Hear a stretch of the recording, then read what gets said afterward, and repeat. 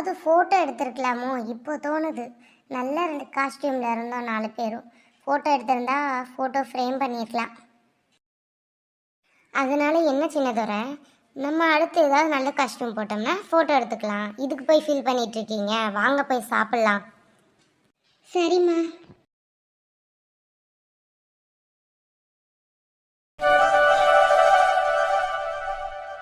மாப்பிள்ளை, ஃபங்க்ஷனில் எந்த குறையும் இல்லைல்ல உங்களுக்கு? ஏதாவது இருந்துச்சுன்னா சொல்லுங்கள், அடுத்து ஏதாவது ஃபங்க்ஷன்லாம் மாற்றிக்கலாம். அப்படியெல்லாம் எதுவும் இல்லைத்த, இதுவே நல்லா நடந்துச்சு. அதுவும் கோயிலில். சூப்பர் அத்தை, உங்களுக்கு அறிவோ அறிவு. அம்மாடி சின்ன பொண்ணு, உனக்கு எந்த குறையும் இல்லைல்ல? அத்தை நல்லா தானே நடத்தினேன்? நல்லா இருந்துச்சு அத்தை, எனக்கு எந்த குறையும் இல்லை. அப்புறம் அத்தை, பிஸ்னஸ் என்ன பண்ண போகிறோன்னு கேட்டிங்கல்ல? நானும் தமனாவும் பானிபூரி கடை போடலான்ட்டு இருக்கோம் அத்தை. எடுத்ததும் அகலக்கால் வைக்க வேணான்றதுக்காக தான் இந்த சின்ன பிஸ்னஸ். நீங்கள் எதுவும் தப்பாக நினச்சிக்காதீங்க. இதில் தப்பாக நினைக்கிறதுக்கு என்ன மாப்பிள்ள இருக்குது? அதெல்லாம் ஒன்றும் இல்லை.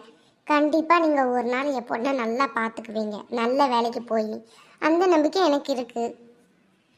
ரொம்ப நன்றி த.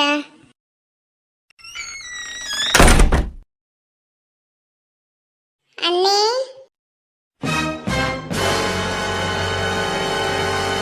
ஐயோ, இவ இதுக்கு இங்கே வந்தா? இவ்வளோ நேரம் நல்லா தானே போயிட்டு இருந்துச்சு.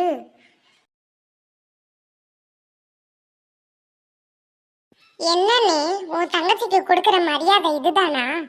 வந்திருக்கே, உள்ளவான்னு கூட கூப்பிட மாட்டேன்.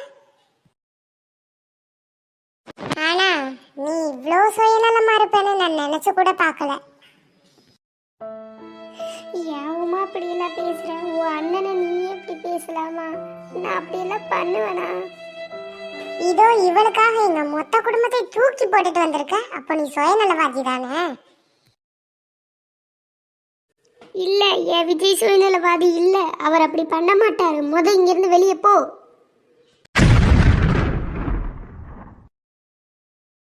ஏய் தம்மனா, தம்மனா.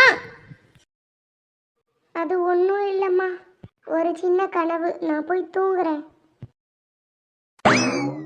மாப்பிள்ள, நீங்கள் தப்பாக நினச்சிக்க வேண்டாம். அவள் ஏதோ கனவு கண்டிருப்பா போல இருக்கு. அது கெட்ட கனவு. அதனால அவளை தப்பாக நினச்சிக்காதீங்க. நீங்கள் போய் தூங்கி நல்லா எந்திரிச்சிட்டு வாங்க. நாளைக்கு திறப்பு விழா இருக்குல்ல. சரிங்க. சரிம்மா, அப்போ நானும் போய் தூங்குறேன். காலையில் ஆஃபீஸ்க்கு சீக்கிரம் போகணும். ஏண்டா, நீ பாட்டுக்கு காலையில் சீக்கிரம் எழுந்திரிச்சு போயிட்டா உன் தங்கச்சி கடை திறக்கிறாளே, அப்போ அங்கே யார் இருக்கிறது? அம்மா, அதாச்சும் இன்னொரு கல்ல, அவள் பார்த்துக்குவா. எனக்கு டயர்டாக இருக்கு, நான் போகிறேன். இந்த பையன் இப்படிதாம்மா, ஒரு நல்லது கெட்டது எதுக்கும் கலந்துக்கிற மாட்டியான். எதுக்கு இருக்கியானே தெரியல இந்த வீட்டில். ஏன் அக்கா, நம்ம தமிழாவுக்கு வந்துச்சே கனவு, அது பேய் கனவா இருக்குமோ? நாளைக்கு வேணா போய் மந்திரிச்சிட்டு வந்துடுவோமா? ஏய் இல்லடி, அவ கனவுல அவன் நாத்தனார் வந்திருப்பா. அதான் அப்படி பேயை பத்த மாதிரி பயப்படுறா. ஏன் அத்தை, ஒருவேளை எனக்கும் அந்த பேய் கனவு வந்துச்சுன்னா? ஏய் என்னடி, நீயும் என் பொண்ணும் நல்லா தானடி அக்கா தங்கச்சி மாதிரி தானே பழகிட்டு இருந்தீங்க. திடீர்னு என் பொண்ணை பேய் இல்லை சொல்ற. இப்படிலாம் சொல்லாத சின்ன பொண்ணு. ஐயோ அத்தை, சும்மா சொன்னேன். நான் போய் நம்ம தமனாவை அப்படி சொல்லுவேனா? அதானே பார்த்தேன். மருமகளே, நான் உயிரோடு இருக்கிற வரைக்கும் நீயும் தமனாவும் ஒத்துமையா இருக்கணும். என் 2 பசங்களும் நல்லா வாழணும். அதை நான் பார்க்கணும். இது வரைக்கும் அதனால தான் உன்கிட்ட நான் ஃப்ரெண்ட்லியாக பழகிட்டு இருக்கேன். ஒரு மாமனார் ஒரு மாமியார் மாதிரி நடந்துக்கிட்டதே கிடையாது. ஒரு அம்மா மாதிரி தான் பழகிட்டு இருக்கேன். என் பொண்ணை என்னைக்கு விட்டு கொடுத்துறாதம்மா. அத்தை, நான் விளையாட்டுக்கு தான் சொன்னேன் அத்தை. சாரி அத்தை, உங்கள் மனசு கஷ்டப்பட்டுருந்தா என்னை மன்னிச்சிடுங்க. தமனா என் தங்கச்சி மாதிரி இந்த விளையாட்டுக்கு சொன்னேன். அப்போ இந்த அளவுக்கு உங்களை ஹர்ட் பண்ணியிருக்கோன்னு எனக்கு தெரியாது அத்தை. என்ன மன்னிச்சிடுங்க. சரிம்மா. அத்தை, தூங்கலாமா? சரிம்மா, நீ போ.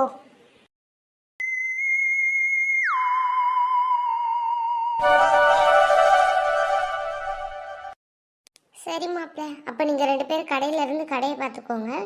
நானும் சின்ன பொண்ணும் போய் வீட்டில் என்ன வேலையோ அதை நாங்கள் பார்க்குறோம். ஏதாவது தேவைன்னா ஃபோன் பண்ணுங்கள், நாங்கள் வர்றோம். சரிங்க தே.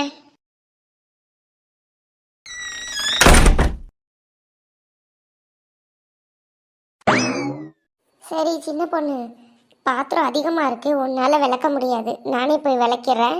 நீ பின்னாடி இருக்கிற துணி அதெல்லாம் அள்ளிட்டு போய் மிஷினில் போட்டுரு. அதெல்லாம் ஒன்றும் வேண்டாம், அதெல்லாம் ஒன்றும் கையில் விளக்க வேண்டாம் தான். பாத்திரம் அதிகமாக இருக்குன்னு நீங்களே சொல்லிட்டீங்க, அப்புறம் ஏன் கையில் விளக்கிட்டு இருக்கீங்க? டிஷ் வாஷரில் போடுங்க, அதை விளக்கி தரட்டும். சரி சின்ன பொண்ணு.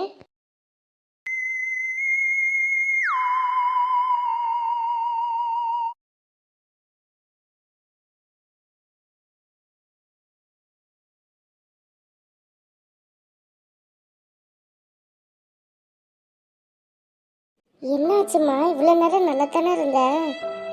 போங்க விஜய், ஒரு கஸ்டமர் கூட இன்னும் வரல. ஃபஸ்ட்டு நாளே இப்படி இருக்கு. ஏம்மா, கடையே இப்போதான் திறந்துருக்கோம், திறந்தது யாராவது வருவாங்கன்னு என்னம்மா நிச்சயம்? கொஞ்சம் வெயிட் பண்ணி பார்ப்போம். இன்னைக்கு தானம்மா முதல் நாள், கொஞ்சம் மெதுவாக தான் வியாபாரம் ஆகும். சரிங்க விஜய்.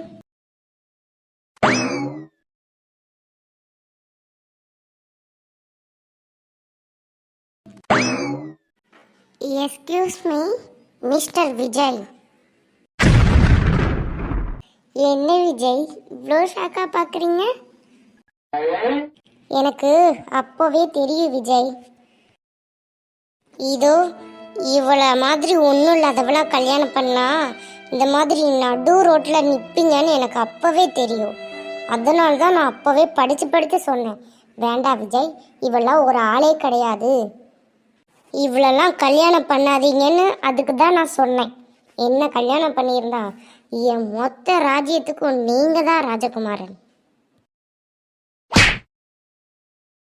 பரவாயில்லை விஜய், என்ன அடிக்கிறதுக்கான முழு உரிமையும் உங்களுக்கு இருக்கு. ஆனால் இந்த ஒன்றும் இல்லாதவளை விட்டுட்டு வந்துடுங்க விஜய், ப்ளீஸ் விஜய்.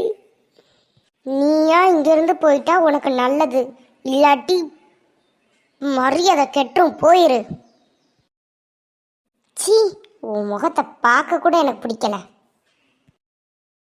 ஏய், அதான் சொல்லிட்டார்ல, அப்புறம் எதுக்கு நிற்கிற? போடி இங்கே இருந்து.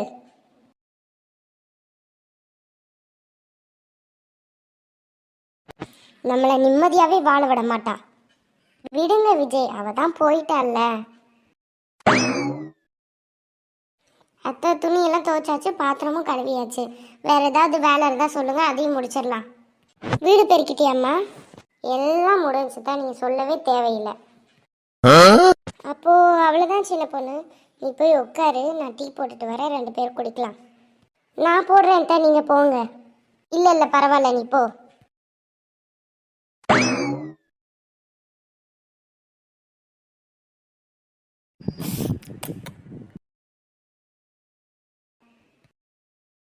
அண்ணே, ஒரு பிளேட் பானிபூரி கொடுங்க.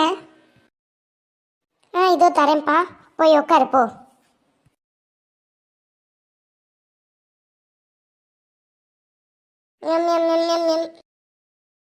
அக்கா, பானிபூரி சூப்பராக இருக்குக்கா, ரொம்ப தேங்க்ஸ். தம்பி, இங்கே நாங்கள் புதுசாக கடை திறந்துருக்கோம், உனக்கு எப்போ பானிபூரி வேணும்னாலும் நம்ம அக்கா கடையில் வந்து நீ சாப்பிட்டுக்கலாம், சரியாப்பா? அதுவும் இல்லாமல் உன் கூட படிக்கிற பிள்ளைகிட்டே சொல்லுப்பா, அக்கா நல்லா பானிபூரி செய்வாங்க, அவங்கக்கிட்ட போய் சாப்பிடுங்க, சரியாப்பா? சரிங்கக்கா. விஜய், கெட்டது நடந்த அடுத்த நிமிஷமே நமக்கு ஒரு நல்லது நடந்திருக்கு. கண்டிப்பாக அந்த வியாபாரம் நமக்கு நல்லபடியாக கை கொடுக்கும் விஜய். அவள் காவியா வந்துட்டு போனதெல்லாம் நீங்கள் மறந்துடுங்க, ஓகேவா? சரிம்மா.